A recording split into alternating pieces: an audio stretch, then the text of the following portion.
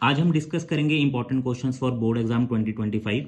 ये सारे एनसीईआरटी के क्वेश्चंस हैं। अगर आप ये सारे क्वेश्चंस कर लेते हो तो ये पेपर क्लियर हो जाएगा मैथ्स का।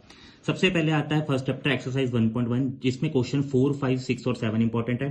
फिर एक्सरसाइज 1.2 में क्वेश्चन 1 और 2 एंड फिर examples 1 and 6।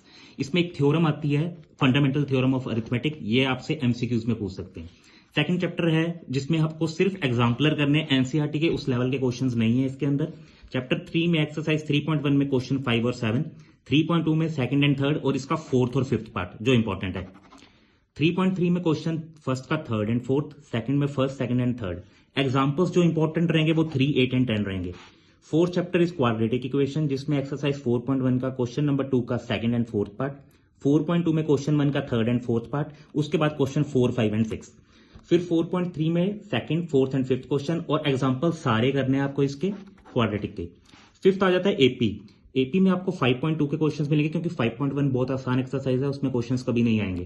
Question second, sixth, 8, 9, 11, 12, 15, 16, 17 and 18। फिर 5.3 में फोर्थ, सिक्स्थ, 8, 11, 14, 17, 18, 19, 20 एंड एग्जांपल्स जो होंगे 9, 40 एंड 50। नेक्स्ट ट्रायंगल्स चैप्टर, जो कि टफ लगता है बच्चों को। इसमें आपने क्या करना है, एक्सरसाइज 6.2 में क्वेश्चन नंबर 3, 5, 6, 9 और 10। 6.3 में थर्ड, फोर्थ, 6, 8, 10, 12, 13, 14 एंड 16। फिर जो एग्जांपल्स इंपॉर्टेंट है वो रहेंगे 2, 3, 7 एंड 8।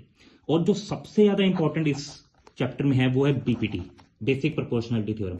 ये 3 मार्क्स में आएगी, क्योंकि 5 मार्क्स का क्वेश्चन जो था उसमें एक पार्ट आ जाता है, 3 मार्क्स का एक और 2 मार्क्स का सेकंड पार्ट।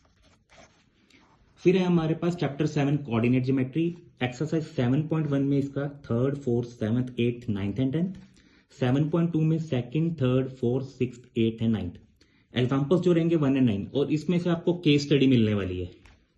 चैप्टर 8 ट्रिग्नोमेट्री, ये भी कई बच्चों को टफ लगता है चैप्टर, तो इसमें जो इंपॉर्टेंट क्वेश्चंस रहेंगे 8.1 का 4, 6, 7, 8, 10, 11।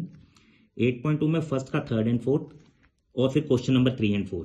8.3 में सेकंड, थर्ड का सेकंड एंड थर्ड पार्ट और फोर्थ के सारे पार्ट्स इंपॉर्टेंट है। इसमें से हमेशा कोई ना कोई क्वेश्चन आया है बोर्ड में। एग्जांपल्स रहेंगे 6, 7, 11, 12।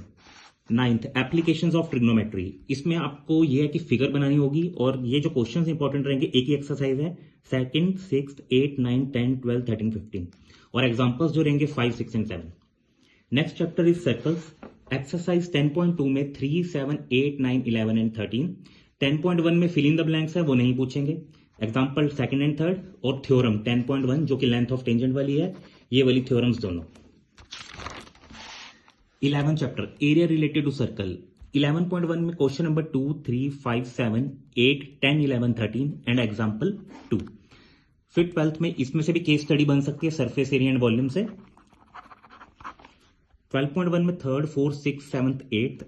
एक्सरसाइज 12.2 में थर्ड, 5, 7, 8 और एग्जांपल 2, 3, 5, 6। फिर आता है स्टैट्स का, जिसमें मीन, मीडियन, मोड है। 13.1 में 3, 5, 6 और 9। 13.2 में क्वेश्चन नंबर 3, 5 और 6। 13.3 में 2, 3, 6 और 7। और एक एमसीक्यू हमेशा पूछा जाता है, एम्पेरिकल रिलेशनशिप, जो कि होता है mode equal to 3 median minus 2 mean. यहां से एक एमसीक्यू पक्का होगा।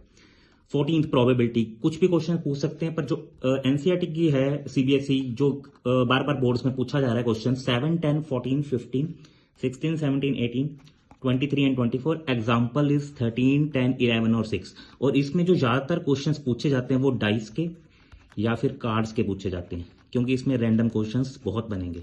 ठीक है, थैंक यू।